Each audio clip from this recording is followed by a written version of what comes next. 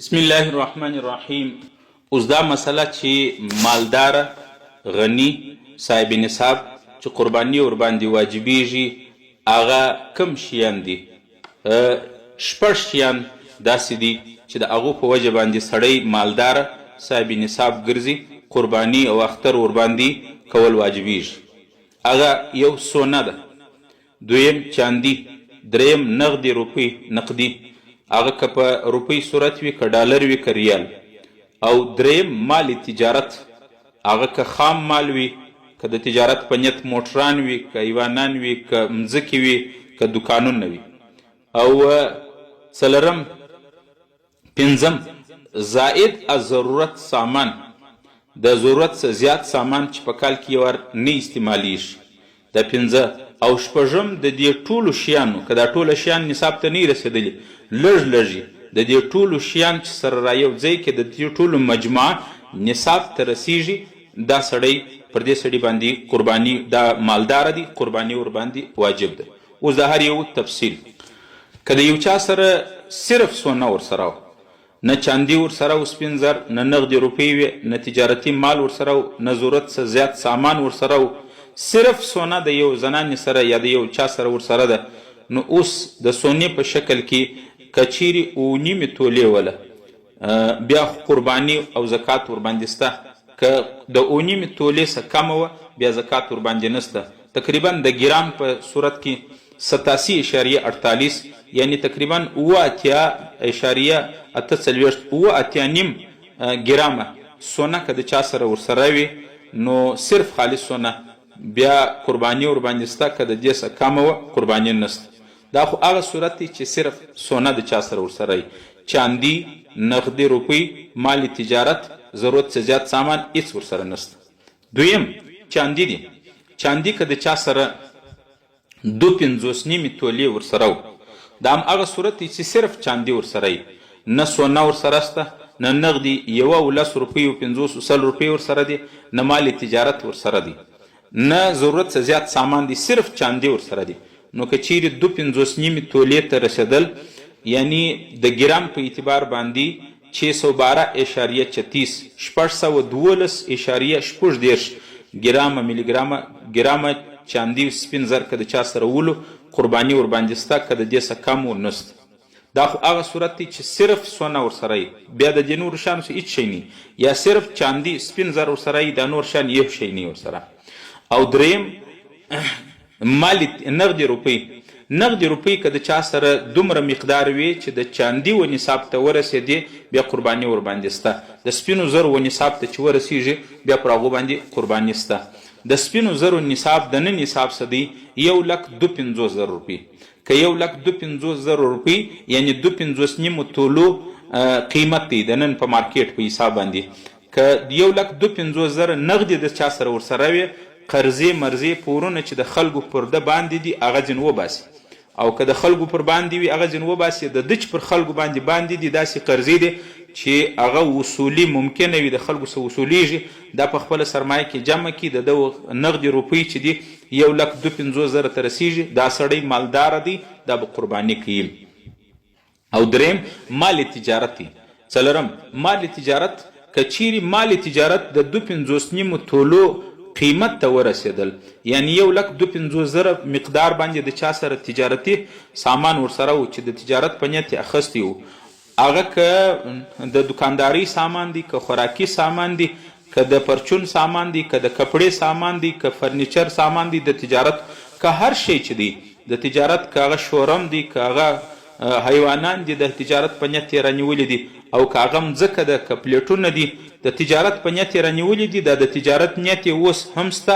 نو اوس که دغه تجارتي سامان 1,52,000 روپۍ ته ورسېدي، دا سړی مالداره دی، پر ده قرباني شته، دی به قرباني ورکوي.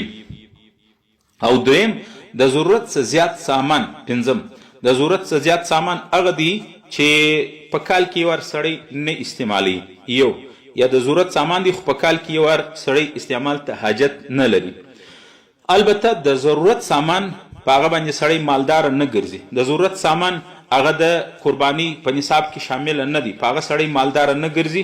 لکه د ضرورت سامان سو، رهایشي مکان سو، د یو سړي خپل کور دی، هغه که پوخ کور وي، که کچه کور وي، بنګله وي، که کچه وي، دا د ضرورت شی دی، په دې سړی مالدار نه ګرځي.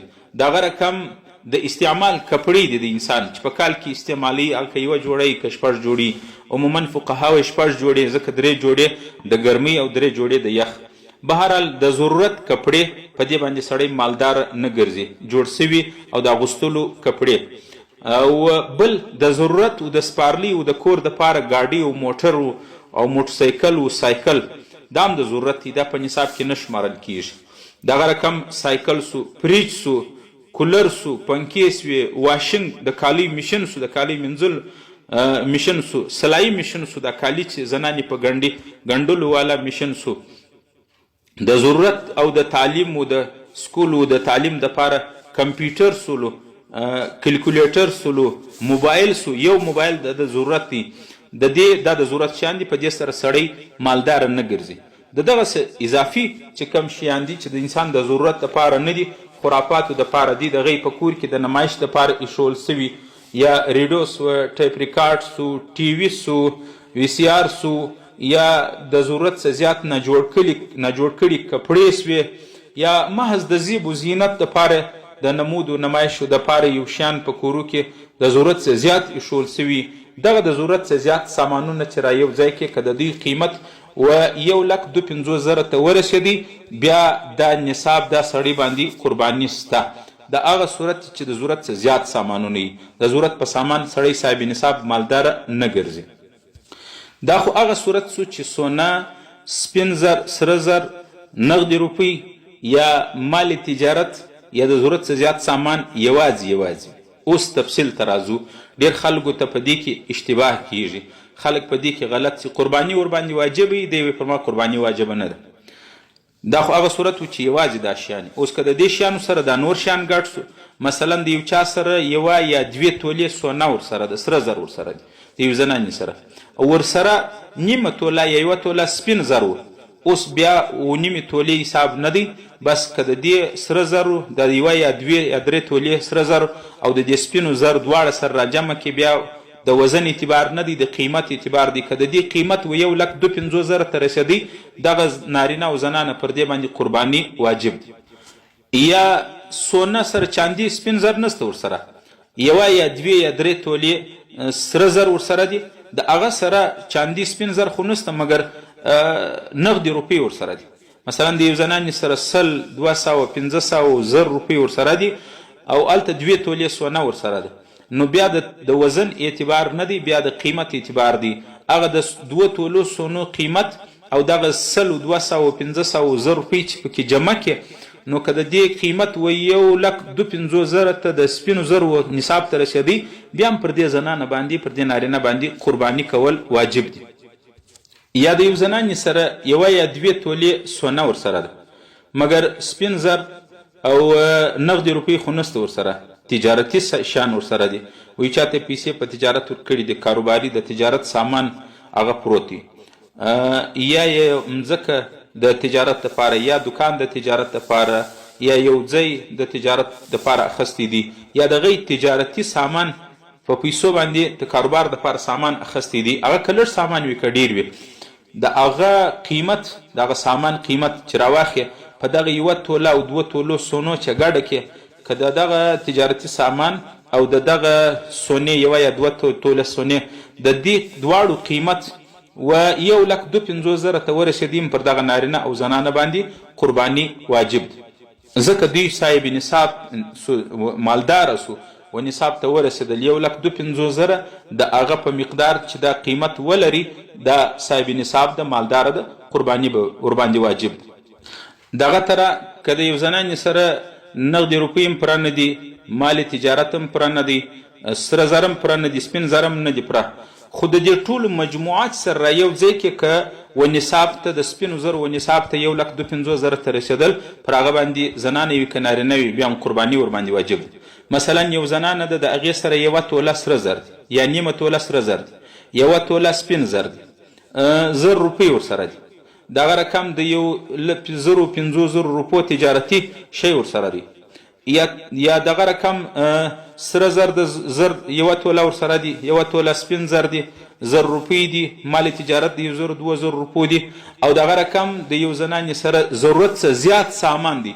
دا ټوله چې سره را یو ځای کې لږ سره زر، لږ سپین زر، 1000 روپۍ نغدي، د 1000 2000 روپو مال تجارت، او دغه رقم یا د 1000 2 د 5000 روپو د 10000 د ضرورت څخه زیات سامانونه هغه که نه جوړ کړي کپړې وي که د ضرورت څخه زیات سامانونه وي، دا چې ټوله سره را یو ځای کې د دې ټولو قیمت 1,52,000 روپۍ ته رسیږي. بیا په دې صورت کې پر دې که نارینه وي که زنانه وي پر دې باندې هم قرباني واجب ده، دا به قرباني کوي. الله رب العالمین چې څه مو ویل واورېدل په دې باندې عمل کول توفیق نصیب کړي.